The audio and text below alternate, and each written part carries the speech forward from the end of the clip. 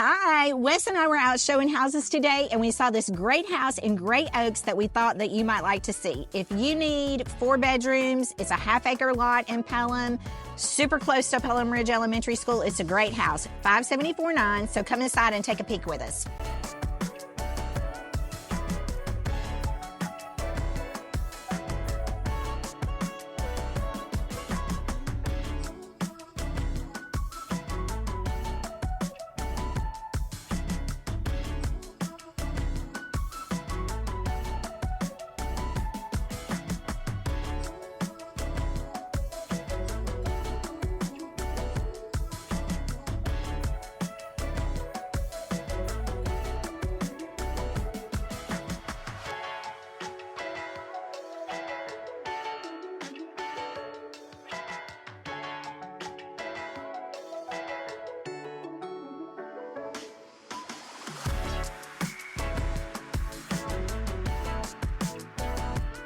Y'all come check out this great house in Gray Oaks, and don't forget, with all that finished space in the basement, it could even be a 5-bedroom house.